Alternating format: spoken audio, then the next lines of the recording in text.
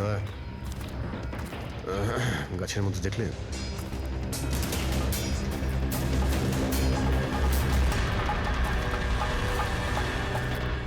ছোট্ট ক্যামেরা। মানে আমরা সঠিক জায়গাতেই এসেছি। এটাই সেই জায়গা যেখানে ওই ফিল্ম বানানো হচ্ছে। ক্যামেরা উপরেও আছে, ওইদিকে প্যান করা আছে।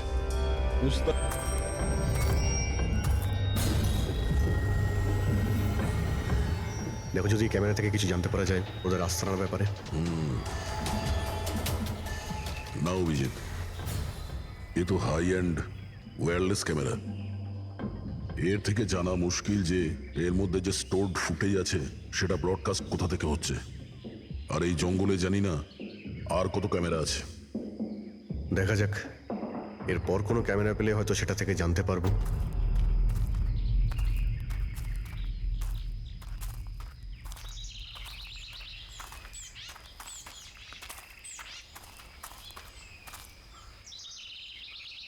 স্যার, স্যার এই চিহ্ন দেখুন। আমার মনে হচ্ছে আমাদের আগে এখানে কেউ এসেছিল। তার মানে আমরা সঠিক পথেই যাচ্ছি।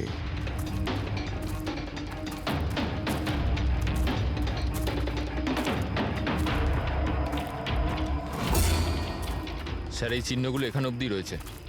স্যার এর মানে ওদের আড্ডা এখানেই কোথাও রয়েছে।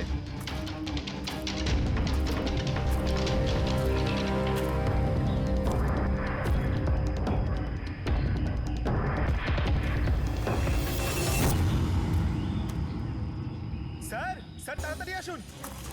এই, এক মিনিট স্যার,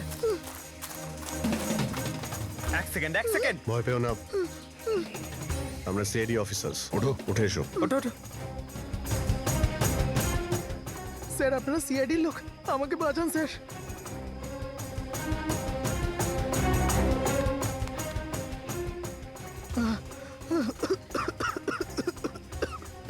তুমি এখানে এলে কি করে? স্যার, আমি জঙ্গল থেকে বেরোনোর রাস্তা পাচ্ছি না। স্যার, ওই কুড়িটা এক এক করে সবাইকে মেরে দিয়েছে। তোমরা এখানে এলে কি করে? স্যার, আমরা শেয়ার ট্যাক্সিতে উঠে পুনে যাচ্ছিলাম, আর আমাদের গাড়ি হঠাৎ করে পাংচার হয়ে গেল। গাড়ি থেমে গেল। রাস্তাতে আগে থেকে কেউ পেরেকার কাঁচের টুকরো রেখে দিয়েছিল স্যার। তারপর কিছু লোক এলো যাদের মুখোশ দিয়ে ঢাকা ছিল। আমরা কিছু করে ওঠার আগেই ওরা আমাদের ঘুমের ইঞ্জেকশন দিয়ে দিল। আর যখন আমার জ্ঞান এলো তখন আমি এই ঘন জঙ্গলে ছিলাম স্যার। স্যার, আমি জানি এই জঙ্গলে খিদে তৃষ্ণা নিয়ে কিভাবে ছিলাম। কখনো কাঠ খেয়েছি তো কখনো গাছের পাতা। যখনই কারোর চিৎকারের আওয়াজ পেতাম বুঝে যেতাম কেউ মারা গেছে। তার মানে এখানে সব জায়গাতেই ক্যামেরা লাগানো আছে। তোমার ভাগ্য ভালো যে তুমি ওদের হাত থেকে বেঁচে গেছো। স্যার, এই কারণে ধরতে পারিনি যে ওরা আমার জামার বোতামে একটা ক্যামেরা লাগিয়ে দিয়েছিল, আর আমি ওই বোতামটা ভেঙে ফেলে দিয়েছিলাম। হয়তো সেই কারণেই আমাকে ওরা ধরতে পারেনি। তুমি বলতে পারবে যে বাকি লোকেদের মধ্যে কতজন জীবিত আছে এখন? জানি না স্যার, কিন্তু কাল রাতে যখন আমি গাছে বসেছিলাম তখন কারোর চিৎকারের আওয়াজ পেয়েছিলাম। জানি না ওকে আহত করেছে নাকি প্রাণে মেরে দিয়েছে। কোন দিক থেকে চিৎকারটা শুনতে পেয়েছিলে তোমার মনে আছে কিছু? আমি তো এদিকের কাছে, হয়তো ওদিক থেকে এসেছিল স্যার।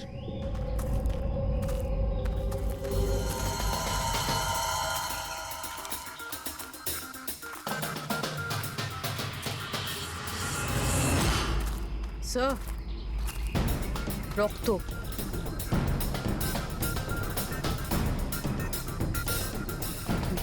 স্যার, এখানেও আছে। মানে ওদের মধ্যে আহত কেউ এই দিকেই গিয়েছে। স্যার, স্যার এই দেখুন, রক্তের কিছু দাগ এদিকে গেছে। এইদিকেও রক্তের চিহ্ন রয়েছে আর এইদিকেও রয়েছে। দুদিকেই রয়েছে, দুদিকেই দেখতে হবে। পঙ্কজ, পূর্বী, তোমরা এই দিকটা যাও, আমরা এই দিকটা দেখছি। বিনোদ, তুমি ওদের সঙ্গে যাও। আর হ্যাঁ, প্রত্যেক আধ ঘন্টা অন্তর আপডেট দেবে। হ্যাঁ, আপনি আসুন।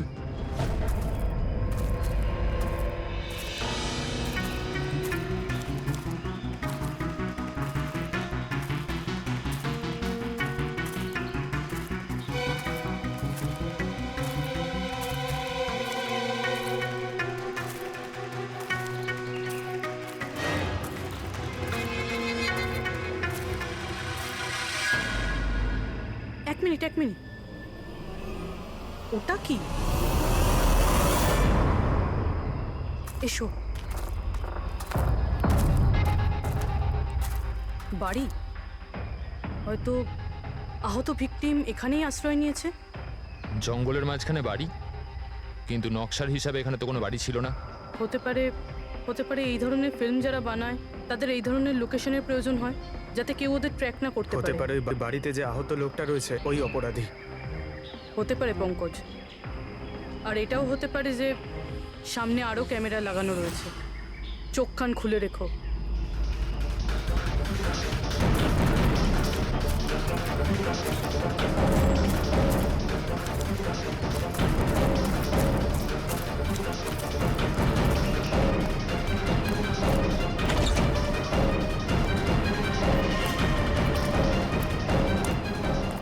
পঙ্কজ, টর্চ।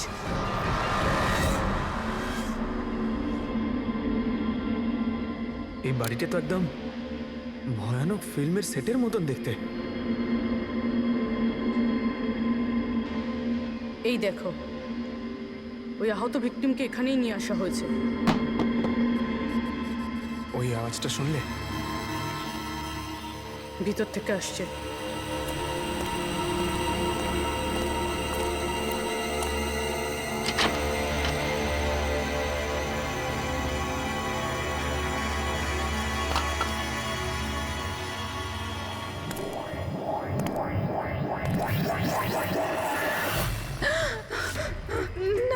ছেড়ে দাও আমায়, আমাকে যেতে দাও। বেরিয়ে এসো। না, আমার কাছে এসো না, আমি কিছু করিনি। দেখো, আমরা সিআইডি অফিসার, ভয় পেও না। এসো, কিচ্ছু হবে না তোমার। এসো এসো।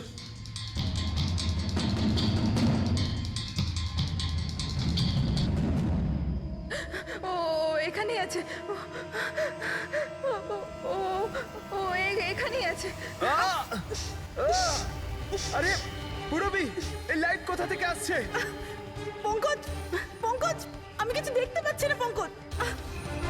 আরে Pankaj sir, Purabi ma'am, Pankaj sir.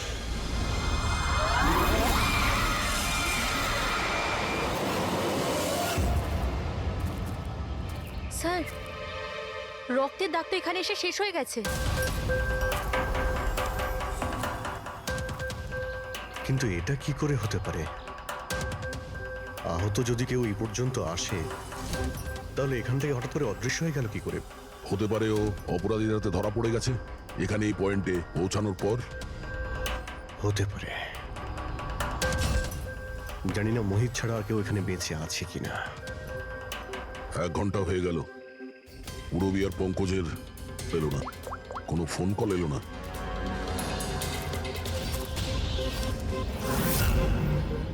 Purabi phone তুলছে না। হ্যাঁ পঙ্কজ, দেখছি। পঙ্কজও ফোন তুলছে না। আরে ওরা আবার কোনো সমস্যায় পড়েনি তো? চলো গিয়ে দেখি, চলো। এইদিকে রক্ত আছে মানে এইদিকেই গেছে।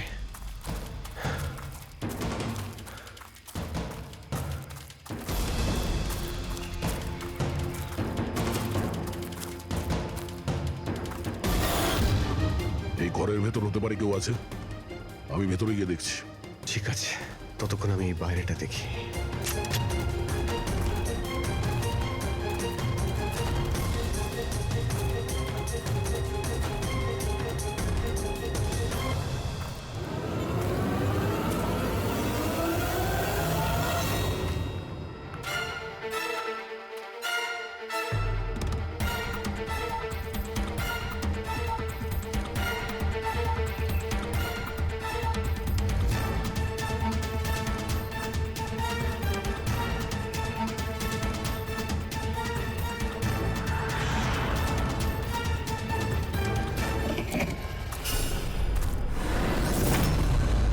এ তো পঙ্কজের ব্যাগ।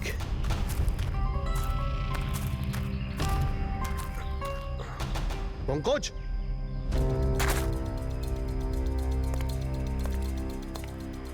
পঙ্কজ,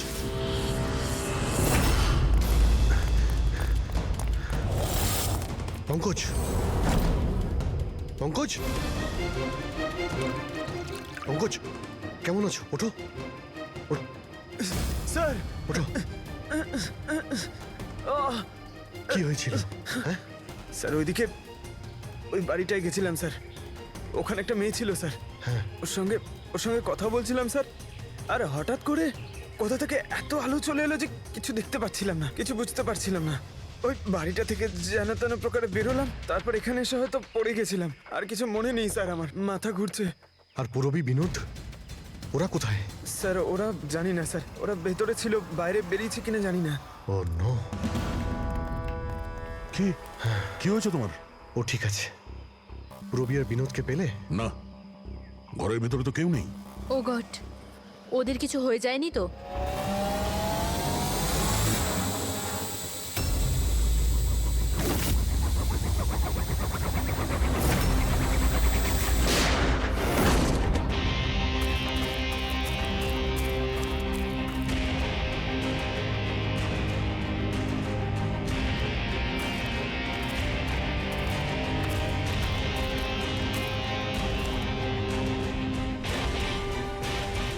ব্যাপারটা তো খুব জটিল হয়ে যাচ্ছে।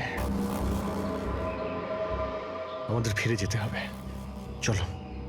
তার মানে দেখো দয়া, আমরা জানি না এখানে কতজন অপরাধী আছে, কতগুলো ক্যামেরা আছে এখানে, কতগুলো অস্ত্র আছে ওদের কাছে। তাছাড়া আমাদের উপরে নজরও রাখছে ওরা। তাই আপাতত কোনোভাবেই ওদের সঙ্গে আমরা পেরে উঠবো না। আর পুরবী, ওকে এখানে একলা ফেলে চলে যাব আমরা? হ্যাঁ, দেখো দয়া, পুরবীকে হয়তো ওরা কোথাও আটকে রেখেছে। পুরবীকে বাঁচাতে গেলে আমরা তো কেউই বাঁচবো না। অভিজিৎ কি হয়ে গেছে তোমার? কিছু মনে আছে সিআইডিতে আমাদের প্রথমে কি শেখানো হয়েছিল? এটাই কি সবার আগে নিজের বন্ধুকে পেছনে ফেলে এসো না, যদি বেঁচে থাকে কিংবা মরে যায়। আরে দয়া, সবকিছু রুল বুক অনুযায়ী করা যায় না। আমাদের এটাও শেখানো হয়েছিল প্রেজেন্স অফ মাইন্ডের ব্যবহার করতে। তাই এইরকম পরিস্থিতিতে আমাদের তো আই এম সরি, তোমার এই চিন্তা ভাবনায় আমি এগ্রি করছি না। আই এম সরি, তুমি যদি যেতে চাও চলে যাও। পুরবীকে ছাড়া আমি এই জঙ্গল থেকে বেরোতে পারবো না। দেখো দয়া, জেদ করো না। আমরা এটাও জানি না যে পুরবী বেঁচে আছে নাকি ও কোথায় আছে এখন।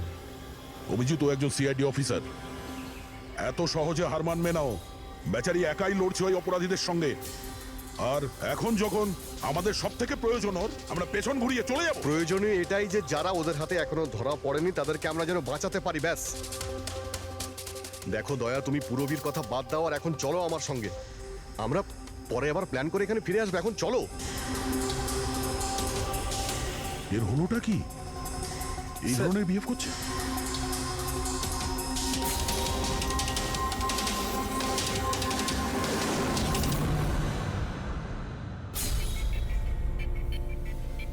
সিআইডির ইতিহাসে এই প্রথমবার হলো বোধহয় যে সিআইডি কারো কাছ থেকে ভয় পেয়ে চুপচাপ পালিয়ে গেল।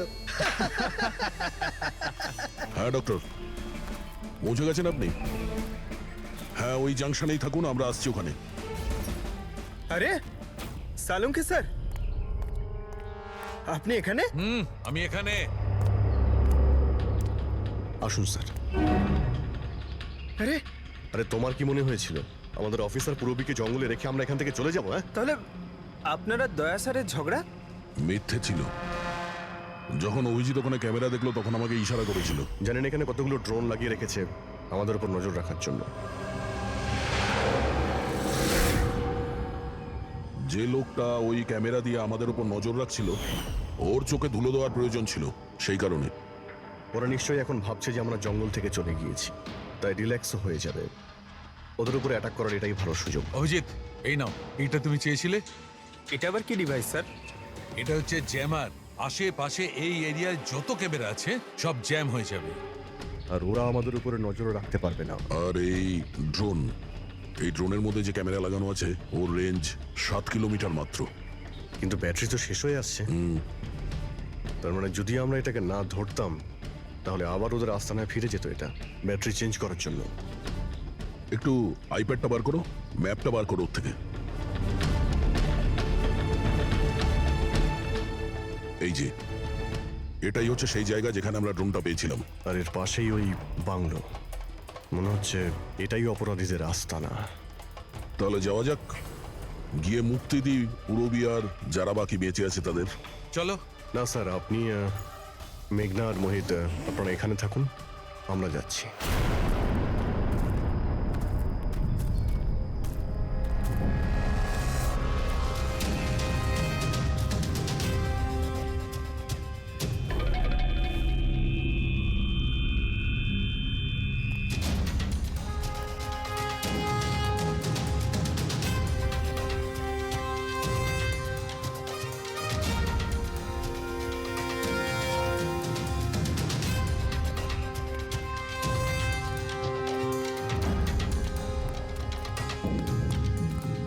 আরে ভাই, সিস্টেমটা বন্ধ হয়ে গেল কি করে? দেখ না একটু, ভিতর থেকে আওয়াজ বন্ধ কি আসছে। করে হলো পুরো সিস্টেম?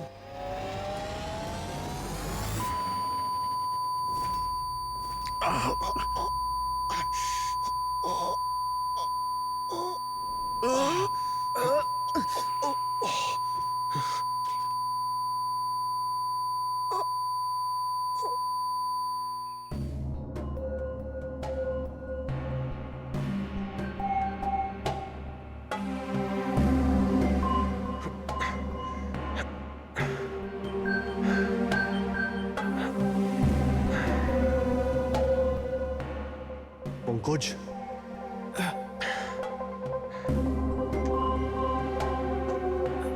পঙ্কজ, স্যার, আমাদের ওয়েলকাম জানানোর পুরো বন্দোবস্ত ওরা করে রেখেছিল। স্যার এরা যদি আমাদের মারতে চাইতো তাহলে আগেই মারতে পারতো। আমাদের আমাদের মারতে গিয়ে কি এরা ভিডিও শুট করতে চায়?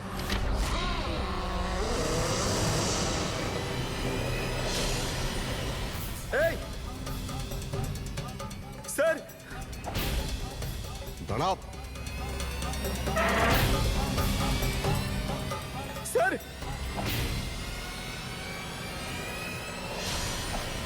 এটা আমি পঙ্কজ। পুরবি, তুমি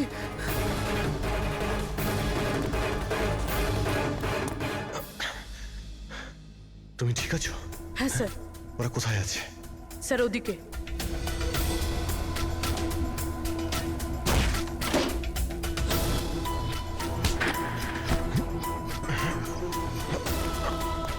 এই, এই,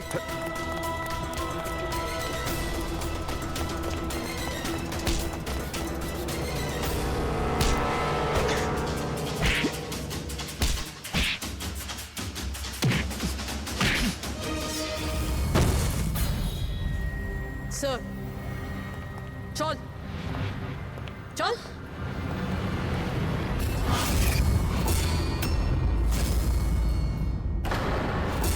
মেঘনা, তুমি? বাহ, আমরা তো ভাবছিলাম যে আমরা অপরাধীর চোখে ধুলো দিচ্ছি, কিন্তু কে জানতো যে আমরা অপরাধীকে সঙ্গে নিয়ে ঘুরছি। আপনারা এখানে কি করে? কে ছাড়িয়েছে আপনাদের? সিআইডিকে আটকে রাখা এত সহজ নয়।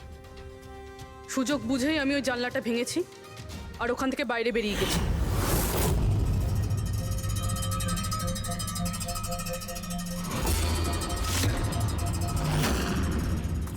তারপর আমি তাদেরই পিছু নিলাম যাদেরকে তুমি পাঠিয়েছিলে আমাকে খোঁজার জন্য। তারপরে আমি ওই ওই মুখোশ পরা লোকটাকে দেখলাম আর তারও পিছু নিলাম।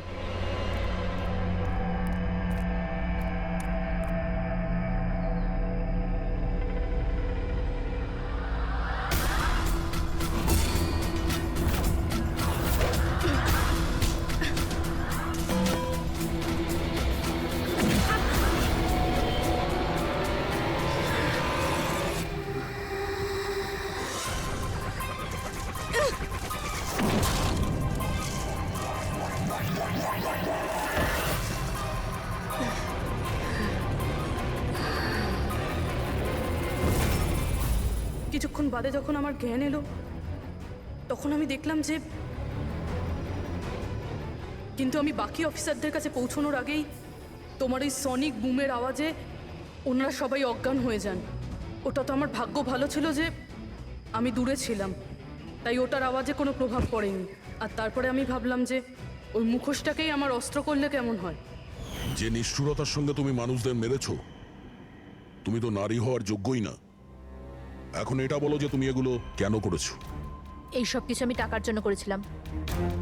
যত টাকা আমি এই কাজের জন্য পেয়েছিলাম না, অত টাকা তো আমি আমার জবে 5 বছরেও পাইনি।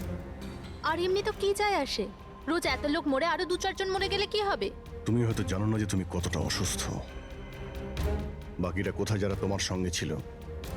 আমি কারুর কোনো ক্ষতি করিনি স্যার, এতটাও বাজে নই আমি। আর এমনিতেও আমি কোনো খুন নিজের হাতে করিনি। আমাকে তো একজন মহিলা কোটিপতি হওয়ার অফার দিয়েছিল, আর আমি সেটা অ্যাকসেপ্ট করেছি। কোন মহিলা? খুব খুব অদ্ভুত নাম ছিল ওর।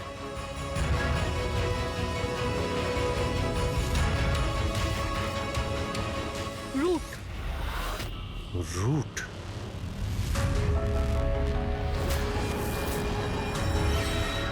তাহলে রুটই হলো এই সব কিছুর মাস্টারমাইন্ড। এখন ও এগুলো কেন করেছে ওর জবাব তো ওই দেবে। আর তোমার কথা বলতে গেলে আইন তোমাকে কঠিন থেকে কঠিনতম সাজা দেবে।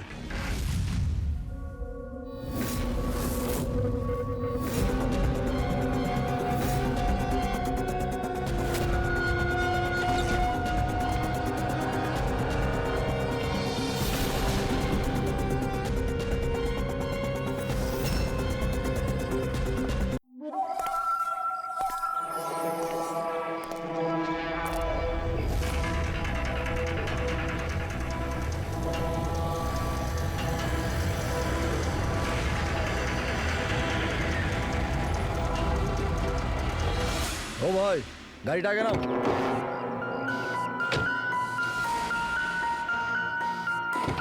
বললাম না গাড়িটা আগে নিতে, আগে নাও। আরে ভাই কি করে আগে নিয়ে যাবো, গাড়ি খারাপ হয়ে গেছে তো। প্রবলেম দেখিও না, আগে গাড়ি ধাক্কা মারো, আগে নাও। তাহলে আপনারা একটু সাহায্য করুন। কেন, আমরা কেন হেল্প করবো? তাড়াতাড়ি। এই লোকটাকে আমি চিনি স্যার, তার মানে আমাদের ইনফরমেশন একদম সত্যি। তার মানে ওই রুট নামের কম্পিউটার হ্যাকার এখানেই থাকে। আর ওই রুট নিশ্চয়ই কোনো ভয়ঙ্কর প্ল্যানিং করছে স্যার। যাই হয়ে যাক, ওকে জীবিত ধরতে হবে, এটা জানার জন্য যে ওর মিশনটা কি। আর এই মিশনে তোমাদের দুজন সাইবার কপকেও কাজে লাগবে। তুমি ইয়েস স্যার। এই বাইরে গেটে দাঁড়িয়ে থাকবে। Okay sir. নজর রাখবে। চলো।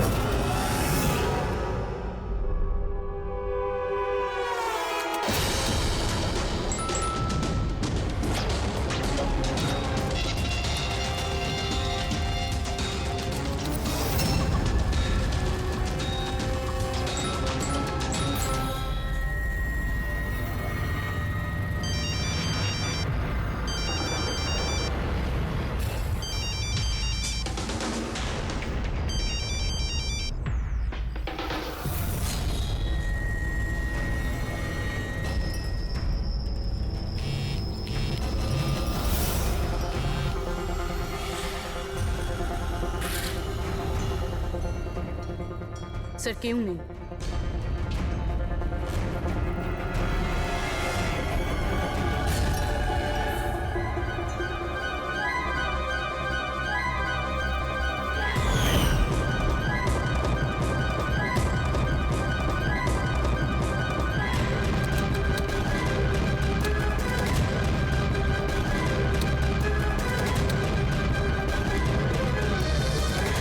হ্যাঁ ফ্রেডি।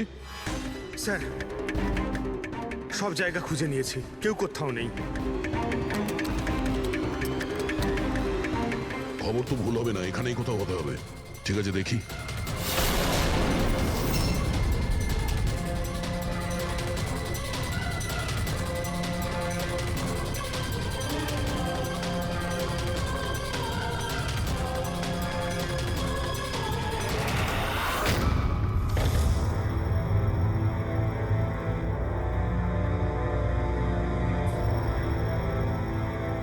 এখানে তো কেউ নেই।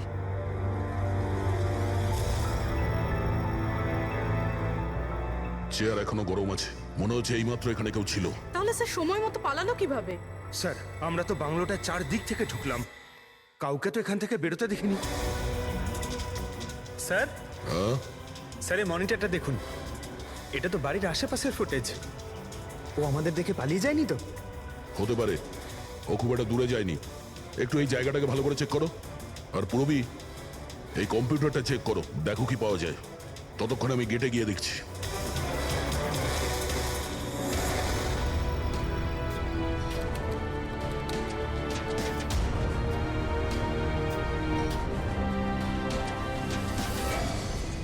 Mahesh, Mahesh, yes sir. এই রুট ভেতরে নেই, মনে হচ্ছে পালিয়ে গেছে। তুমি গেটেই ছিলে? স্যার আমি এখানেই দাঁড়িয়ে ছিলাম, আমি কাউকে পালাতে দেখিনি স্যার। এখান থেকে কেউ যায়নি? না স্যার। মেন গেট থেকে তো কেউ বাইরে যায়নি। বুঝতেই পারছি না এই রুট কোথা দিয়ে চলে গেল। স্যার বাইরে পিছনের দিক দিয়ে একটা গেট আছে, মনে হয় ওখান থেকেই পালিয়েছে। স্যার স্যার ওই কম্পিউটারটা পাসওয়ার্ড প্রোটেক্টেড, ব্যুরো নিয়ে যেতে হবে। স্যার এই রুট নিশ্চয়ই মারাত্মক মিশনটা শেষ করবার চেষ্টা করছে। এই রুটকে যে কোনোভাবেই খুব তাড়াতাড়ি খুঁজতে হবে। 1 মিনিট। পুরো ঘরে কোথাও কার্পেট নেই, আর এখানে কার্পেট রাখা আছে, তার উপরে এই টুল। একটু সরাও এটাকে। স্যার স্যার এখানে তো একটা গুপ্ত দরজা। ফ্রেডি, তুমি এখানেই থাকো এদের সাথে, আমরা ভেতরে দেখছি।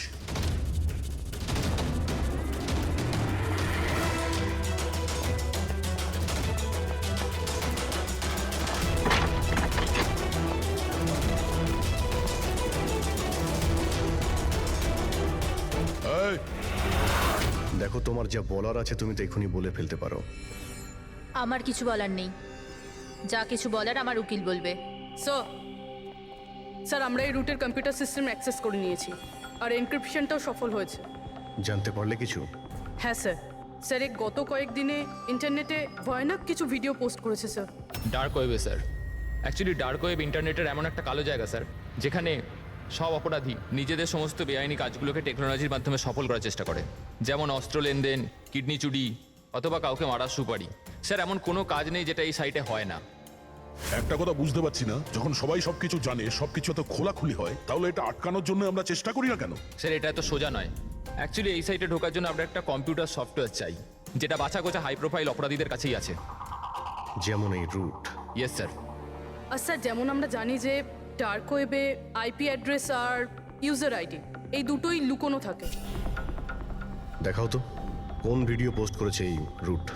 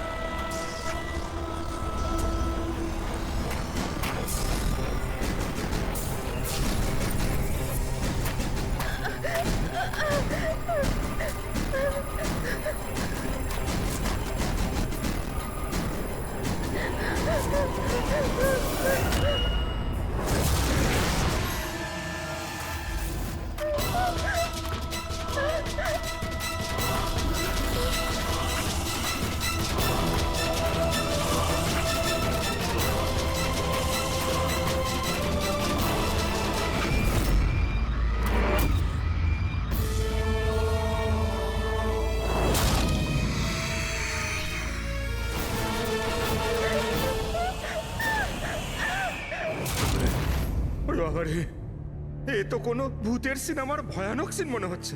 এই সিনটা কেন দিতে গেল ডার্ক ওয়েবে?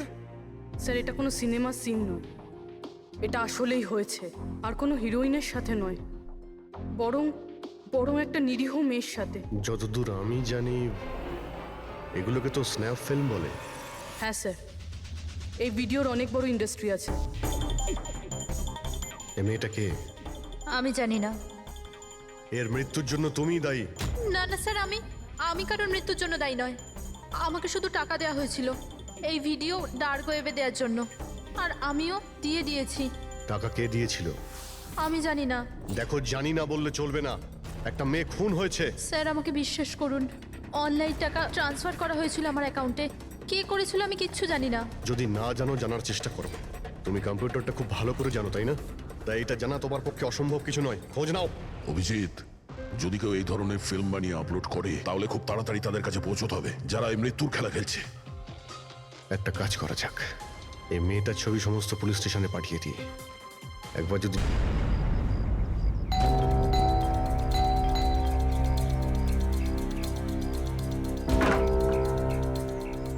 আগে বলুন, কাকে চাইছেন আপনারা? এটা রিয়ার বাড়ি না?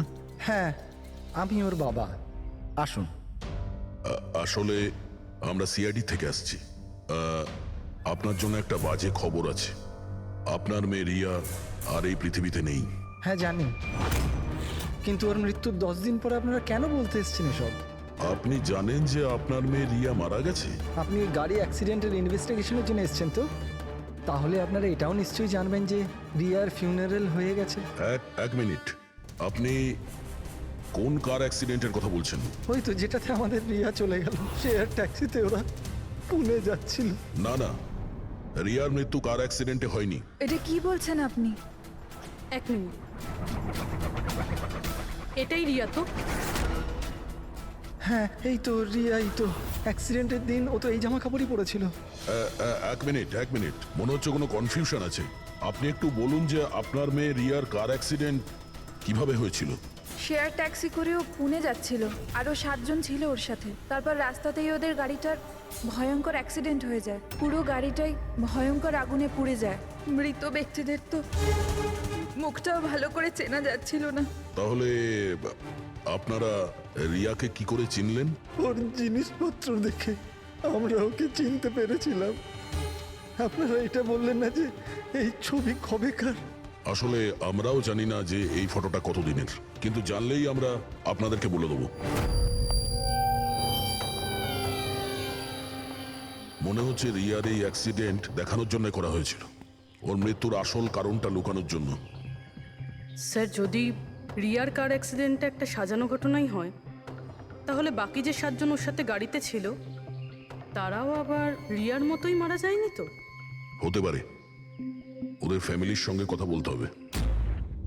আমাদের ভাগ্য ভালো যে 7 জন অ্যাক্সিডেন্টে মারা গিয়েছিল তাদের মধ্যে একজনের শেষকৃত্য এখনো হয়নি। দেখা যাক ডক্টর সালুকে এই লাশ থেকে কি প্রমাণ বার করতে পারে। কিন্তু লাশটা এত বাজেভাবে জ্বলে গেছে যে মুখটা চেনা মুশকিল হবে। তোমাদের সন্দেহ একদম ঠিক।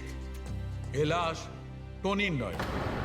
মনেই হচ্ছিল স্যার আমাদের, কিন্তু এ কে জানতে পারলেন কিছু?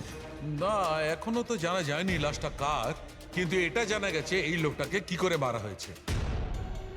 আমি এই বডিটা স্ক্যান করেছি, তখন জানতে পেরেছি যে এর পেটে ছুরির গভীর ক্ষত আছে। ছুরি দিয়ে? হ্যাঁ, ছুরির। আর আমার মনে হচ্ছে যে ওই ছুরির আঘাতেই এর মৃত্যু হয়েছে। মানে একজনকে ছুরি দিয়ে খুন করা হয় আর তাকে টনি বলে এদের মধ্যে ঢুকিয়ে দেওয়া হয়েছে। ওই গ্যাং আসলে কি করতে চাইছে? আর এই লোকটার মৃত্যু 3 সপ্তাহ আগে হয়েছে। ও, এই কার অ্যাক্সিডেন্ট হয়েছে 10 দিন আগে? সেটাই তো। তার মানে কারটা যখন পোড়ানো হয়েছিল তার আগেই এই লোকটার মৃত্যু হয়েছিল। 3 সপ্তাহ ধরেও লাশটাকে রেখে দিয়েছিল যাতে ওই গ্যাং এই ভয়ানক খেলাটা খেলতে পারে। আচ্ছা দয়া, আমরা একটা কাজ করি, যেখানে অ্যাক্সিডেন্ট হয়েছিল আমরা সেখানে যাই আর খোঁজ নিয়ে দেখি এক্স্যাক্টলি কি হয়েছিল ওখানে। আমি তো মজা করে গাড়ি চালাচ্ছিলাম স্যার, আর রেডিওতে গান শুনছিলাম। তখনই হঠাৎ আমি জোরে একটা আওয়াজ শুনলাম। আমি সঙ্গে সঙ্গে আমার গাড়ি থেকে বেরোলাম আর দেখলাম যে আমার সামনের একটা গাড়িতে দাউ দাউ করে আগুন জ্বলছে। আমি বুঝতে পারছিলাম না যে আমি কি করব। আচ্ছা, এই ঘটনাটা কখন হয়েছিল মনে আছে তোমার? স্যার, আমার মনে হয় হয়তো বিকেল 5টার সময়। হ্যাঁ, এটা কি করে হতে পারে? স্যার, এক সেকেন্ড। স্যার, এই টোল ট্যাক্সের ফুটেজটা দেখুন। এখানে তো গাড়ি 3:30টার সময় ক্রস করেছিল, তাহলে এই জায়গাটা ওখান থেকে 20 কিলোমিটার দূরে স্যার। কিন্তু 20 কিলোমিটার রাস্তা অতিক্রম করতে 1.5 ঘন্টা তো লাগার কথা নয়। আর রাস্তাতে কোনো ধাবা বা হোটেলও নেই যেখানে কিছু খাবার জন্য নেমেছিল ওরা। এক্স্যাক্টলি, ঠিক মতো হলে গাড়ি এখানে 4টের সময় পৌঁছে যাওয়ার কথা, কিন্তু এখানে অ্যাক্সিডেন্ট হয়েছে 5টার সময়। তার মানে এই অপরাধ এই 1 ঘন্টার মধ্যেই হয়েছে। মানে গাড়িটাকে ওই সময় কোথাও নিয়ে যাওয়া হয়েছিল আর ওদের সবাইকে নামিয়ে গাড়ির মধ্যে 7টা লাশ রেখে দেওয়া হয়েছিল। আর তারপর গাড়িটা এখানে এনে ব্লাস্ট করিয়ে দেওয়া হয়েছে। এটা একটা প্ল্যান ছিল। স্যার, স্যার আমার মনে হয় ওদেরকে সেখানেই নিয়ে গেছে যেখানে ওই রিয়াকে নিয়ে গেছিল স্নাফ ফিল্ম বানানোর জন্য। জায়গাটা আমাদের খুব তাড়াতাড়ি খুঁজতে হবে। পূরবী SMS পাঠিয়েছে, কোনো গাছের ছবি। হ্যাঁ পূরবী, স্যার, আমি যে গাছটার ছবি পাঠিয়েছি আপনাকে, এটাকে মোরিঙ্গা অ্যালোফেরিয়া বলে স্যার। হ্যাঁ স্যার, ঠিক এইরকম গাছই রিয়ার ফুটেজেও ছিল স্যার। এই দেখুন স্যার, ওই ফুটেজেরই একটা স্ক্রিনশট পাঠাচ্ছি। স্যার, এই গাছটা মহারাষ্ট্রের 2টো জঙ্গলে পাওয়া যায়। এটা তো এক্স্যাক্টলি ওই রকমই গাছ। মহারাষ্ট্রের 2টো জঙ্গলে? কোন কোন জঙ্গলে? স্যার, একটা জঙ্গল যেটা নাসিকের কাছে, আর দ্বিতীয় জঙ্গলটা যেখানে অ্যাক্সিডেন্ট হয়েছে সেখান থেকে 1 ঘন্টার দূরত্বে। আর ওই জঙ্গলটার নাম হলো প্রিফিক্স ফরেস্ট। নিশ্চয়ই এর মৃত্যুর খেলাটা প্রিফেক্ট জঙ্গলেই হয়েছে। তবে প্রিফিক্স ফরেস্ট তো একটা বড় জঙ্গল, ওখানে খোঁজা তো অত সহজ নয়। ফরেস্ট অফিসারদের সাহায্য নিতে হবে।